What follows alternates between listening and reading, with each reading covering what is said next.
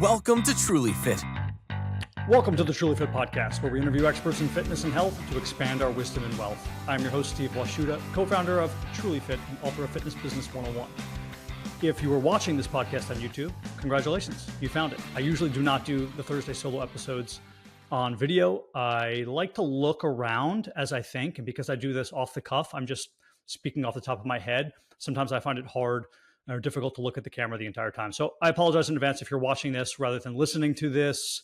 And I want to give a quick housekeeping. The next two interview episodes will be on a fasting mimicking diet. What exactly is it? What are the food choices and the supplements that go along with it? How does it work? Is it different than fasting? If so, how? And a company who sells I guess you would call it an anti-hangover product. And we're going to go over the science behind that and the development also. So the product sort of strategic marketing side. Today, I can't not talk about the news. The Trump administration came out and mentioned that we should stay away from Tylenol, or pregnant women should stay away from Tylenol, because there was an association between Tylenol and autism. The study that has been floating around online was from 2017. And actually, before I get into the study, let's talk about what Tylenol could possibly be doing in the body. And then from a mechanistic standpoint, and then we'll work our way backwards here, okay? And I want to say that this is not political. This is completely apolitical. And I'll explain why also it's apolitical. And I want to do a both sides thing here. I'm in the middle. I'll be a contrarian, and I will wear both hats and try to pick apart the argument and also try to lend credence to it. So first, if you were to overdose on Tylenol, let's say, and there was a liver toxicity, you would get sent to the ER. You would get a product called Mucomist, and that has different indications. But in this particular case, it would be used because they want your liver to create more glutathione to clear out the toxicity there. So that would be in the far end of the spectrum. No pun intended when talking about autism here. The far end of the spectrum of the toxicity for Tylenol, right? We'd be taking glutathione. You'd get sent to the hospital, and you'd be taking, Mucomist, which would create more glutathione. Your liver would endogenously, and that would clear that out. So, what could be going on in the body of somebody who is pregnant taking this? Let's just walk through it again mechanistically.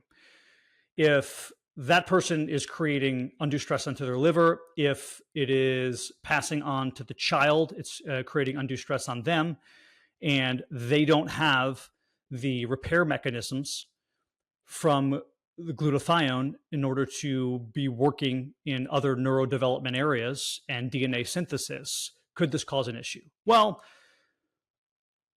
most cases of autism are not diagnosed, let's say in the first few months of infancy, right? It takes a while.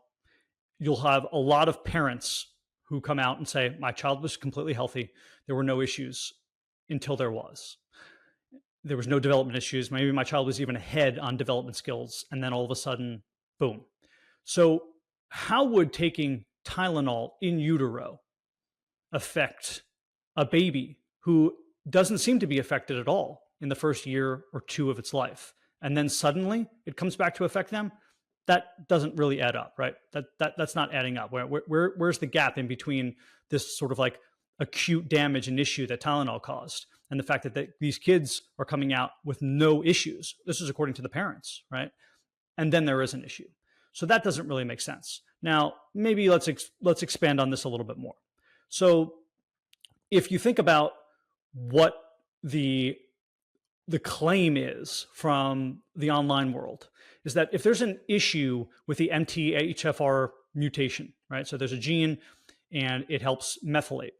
And if you don't have those methyl groups to break down something like B9, folate, then you're going to have issues. Now, maybe you could still break down folic acid, which your OB would prescribe. You could still break down that folic acid, but not to the same extent. You're going to have trouble doing it. So because of that, that's a whole chain of events, right? If you assume that the numbers are correct, and maybe up to 40% of people have some sort of mutation with their MTHFR gene, and then you don't have the methyl groups for folate, well, then you also don't have the proper, methylation in building the precursor for glutathione. And if you're not building the precursor for glutathione, it's harder for your body to create glutathione. Therefore, it's harder for your body to use it. What is glutathione? I did a whole episode on this. It's, the master antioxidant. It's the B2 bomber. It does all the big missions, but it could also do the small missions if you need it. And vitamin C and vitamin E are the smaller antioxidants who give themselves up and will literally give themselves away to glutathione in order for glutathione to take over the more difficult jobs.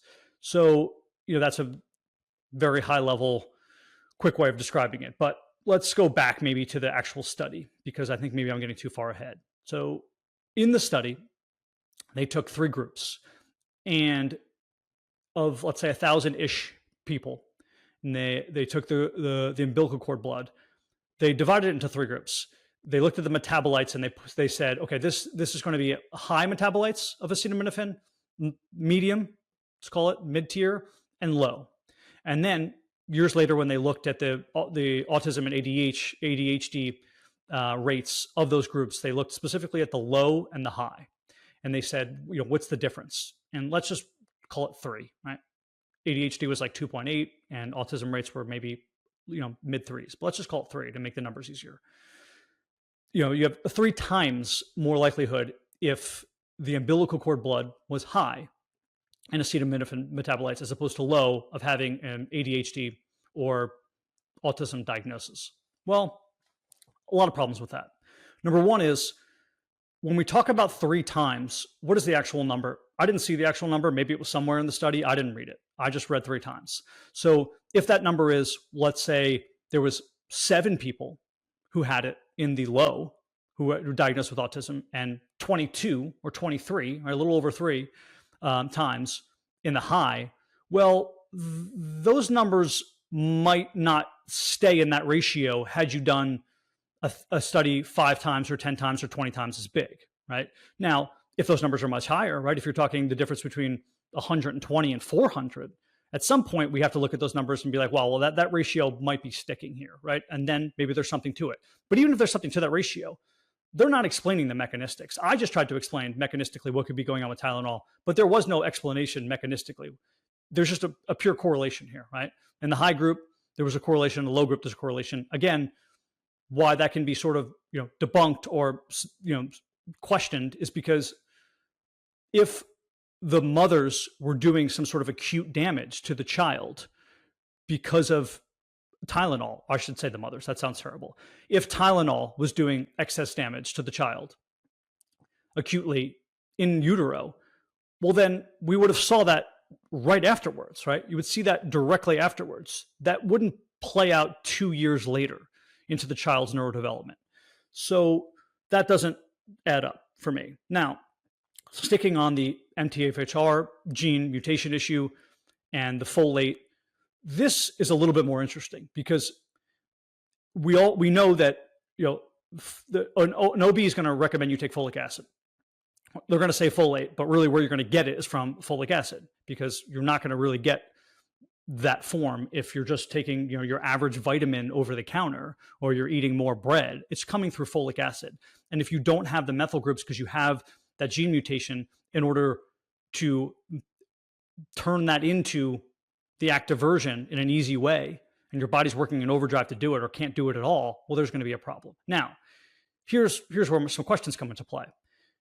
That's also so important in a young child's development to not have anemia, right? Because it's helping with red blood cells, to the point where if you had some sort of folate deficiency, you would show anemia in early signs, right? Your PCP would see that. Your parent would see that. They would say, this child is white and they have no energy, and your PCP would see that.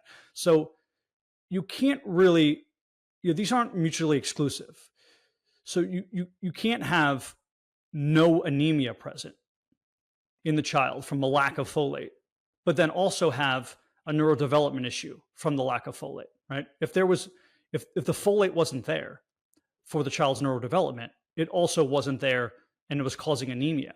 And again, very easy to see, right? This is every general practitioner and pediatrician's looking at this. They're looking for the anemia right away. So that doesn't make sense. Those two things don't add up either. So there's a lot here that doesn't seem to add up when you're looking at all this. Now, when we look at the studies, the autism studies, they're a problem because there was a complaint to say, hey, listen, there's really been no inert placebo-controlled studies. And then the other side came out and said, yes, there has. There's been 661. But then when you dive into the 661, there's basically problems with every single one. They were either not on the timeline of the CDC schedule and the age ranges. So if you're not using it in the same age ranges on the same timeline, it's not exactly applicable. That was most of them. A lot of them weren't US approved vaccines. So these were studies done on vaccines that are used elsewhere. So that doesn't really apply to us and what our children are getting. There were a handful of these that claimed to use a inert placebo control, but they used something that wasn't necessarily inert, right? They took a lot of the things out in the vaccine, but they didn't take the adjuvant out, or they didn't take out, or they used an antibiotic instead in a few of the studies, right? So none of those studies really actually shake out. And part of the reason is because, as most people already know, the companies, the pharmaceutical companies who are designing these have a free pass. They, can litigation-wise, they're not going to be sued for damages done. And because of that, because the government passed that law, they are slacking or lacking in the, I would call it the professionalism and the in-depth portions that they should be putting into these studies, right, compared to the average study. So yes, there's a lot of problems here. There's a lot of problems. But to point to one thing so far, I think is doing a disservice. There's more we don't know than do know at this point. I don't think the story has been written, certainly not in pen, maybe in pencil, definitely not in stone. And we need to take time and relax and not make this so political. And why this isn't political is because you can look on both sides of the spectrum, right? The people on the far right, maybe you're, Candace Owens of the world. And then you're far left. You look at your parents, your granola parents. Maybe they live on a farm or out in the woods, and they don't give their kids any foods that come from packages. They only from the earth, organic foods, and they homeschool their children. And they're probably agnostic, but they believe in, astrology. And then you look at the other side of the spectrum, maybe, strong conservative Christian parents that, lean much more to the right, certainly economically than the aforementioned couple, who basically think the same thing from a medical perspective. They're vaccine skeptics. They don't want the government in their business, and they have a problem with the data that's being pushed out, or the lack of proper studies. So both of those ends of the spectrum. It's what's called a horseshoe political theory. So most people think that there's a straight line, right? In the middle here is the centrist. On the left are the people on the left, and on the right there are people on the right. But really, it's a horseshoe. And the people at the top, the left and the right, are actually closer than the people down in the middle are. So to the left or the right. So I think really that's what this comes to. And again, I'm trying. That's why I'm making this as apolitical as possible. I don't think there's people who are necessarily one side over another pushing an agenda. I think you have concerned parents who are worried. And naturally, what our minds do as humans is we try to connect the dots. We're always going to try to connect the dots. And if we can connect enough dots and we can convince ourselves, an answer is always better than no answer. We want answers. So if we can make up an answer and we can convince ourselves, and that's the best answer we have, then that's what we're going to go with, especially if other people are backing us and saying, yeah, that sounds like a logical answer. That's a great answer. So I get it.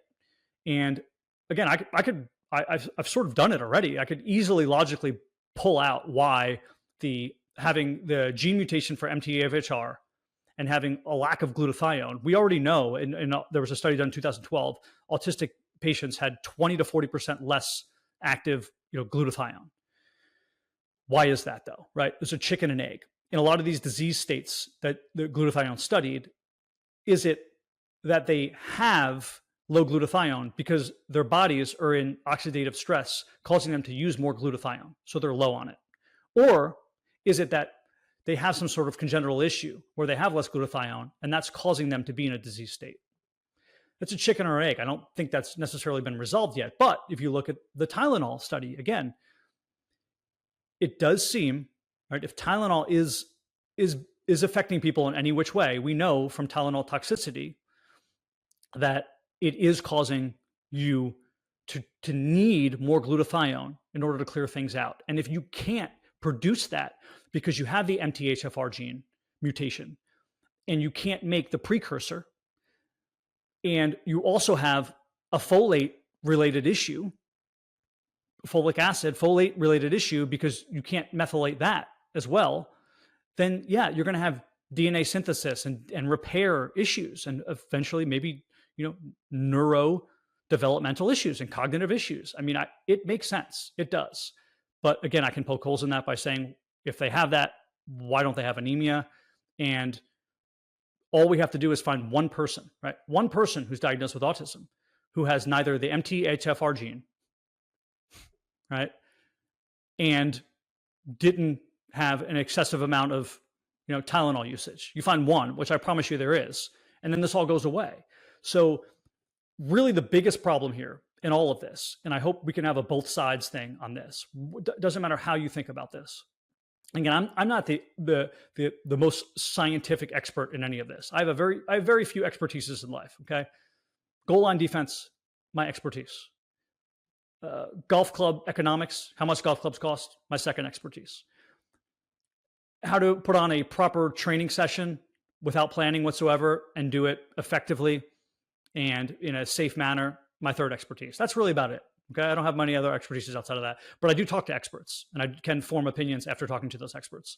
And when we start to look at the diagnoses, but we don't have a definition, there's a problem, right? So if you look at the definition of autism, right, it's the social and behavioral issues with attention or, particular issues or items to focus on. Like, I can probably read it. Let me see if I can find it exactly here on my computer somewhere.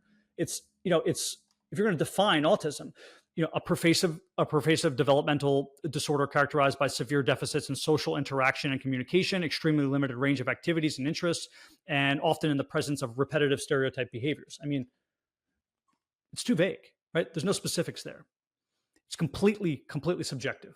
And because of the ranges are somebody who does not speak and bangs their head against the wall, to somebody who maybe they just actually have ADHD, or maybe they don't really have anything. Maybe they're just a little out of control because they're badly parented and they have an autism diagnosis.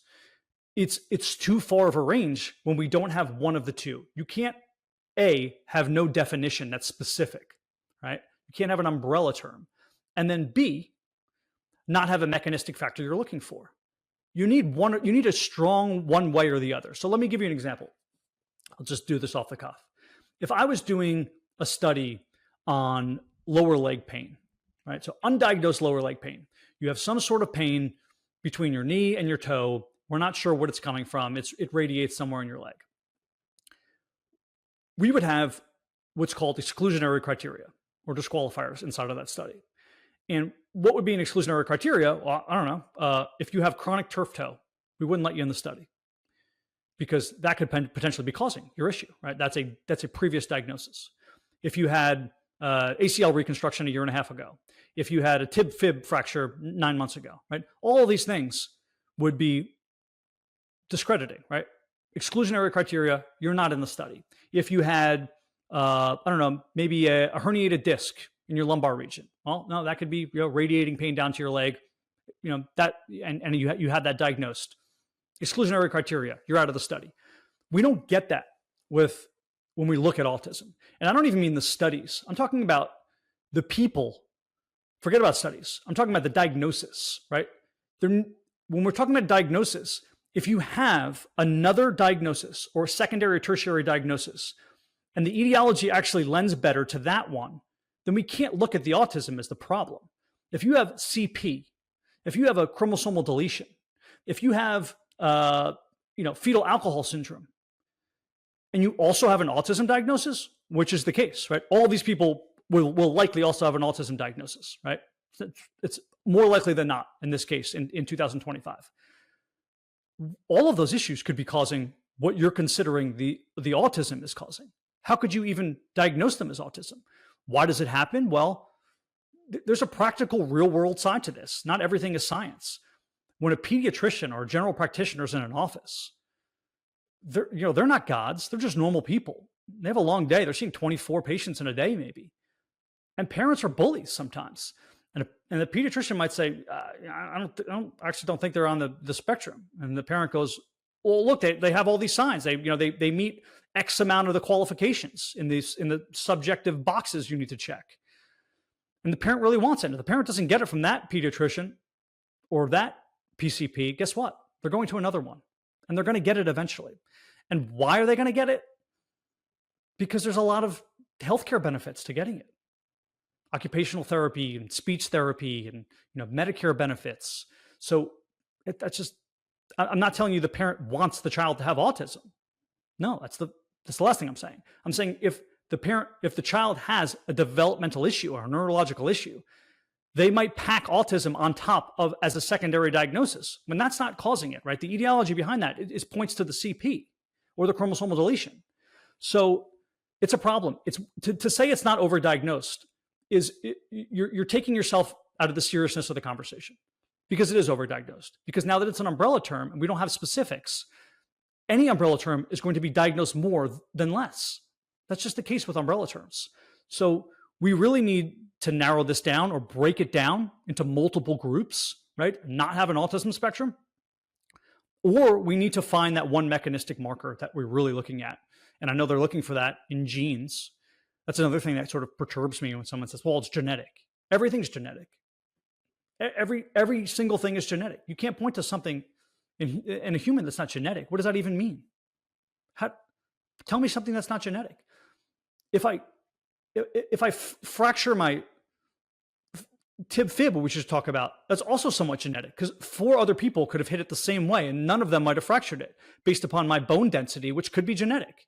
So like what are you talking about, genetic? Everything is genetic. So I don't really understand when people use that term, whether it's pro or anti something. I think we just need to throw that term out. So this is a long, maybe winded way of this podcast of saying, I hope we don't get hyper political here. I hope we take time and wait. I don't think all of the letters have arrived home yet. I don't think we can write the full story. I think we have to wait. There's always more to do. We should do our due diligence and take more time. You do what you want with your body. I'm not telling you to take Tylenol or not to take Tylenol. I'm just telling you not to make this political. And do I think it was the right thing to speak out and say that this early? No, I don't. Based off that study, I think that was wrong. But with the president, sometimes there's ulterior motives. He is known to set things up. Is he setting something up in the background? Does he want Tylenol to come out because they have enough money and they can back studies that prove it's not them and that it is something else? And he knows that and he wants them on their side? I don't know. Maybe. Sometimes he's playing a game. So I will say, watch out for that. There could be another, this might be the first sort of card played here. And there might be some more, cards on the table concerning that. But overall, you do your own due diligence. Mechanistically, I don't think everything has been solved yet. Even with the MTHFR gene mutation, what we have seen in the past is when they study certain ethnic groups, there are some ethnic groups that show no difference regardless of the mutation. So they have the mutation or they don't have the mutation, and they have no differences in the amount of neurodevelopment issues. If it's a folate issue, could it be that, if the mother has the MTHFR gene and the child has it, that even if they're being breastfed, they're still not getting it because the mother's not getting enough, and then she's not passing it on to the child, and the child also has the issue and it's doubling up? If that's the case, why is that just showing up now? Are the vaccines creating an inflammatory state in the body for people who already have a lot of oxidative stress and inflammation and issues because they don't have the proper amount of folate, because they have the gene mutation, and because they don't have the glutathione, because it's not creating the precursor and their body is not repairing and going through DNA repair and synthesis at the normal rate, and the glutathione's in overdrive already, so they're low on glutathione, and that's causing the issue? I'm sure that's what some people would say, maybe. But let's keep all options and avenues open. I'd love to hear what people have to say. And if there's experts on who want to come talk more about it with me in a very, reserved, calm way where we're not yelling at one another and just going through the science, I'd love to hear it. This has been an episode of the Trulyfit Podcast. Thanks for listening.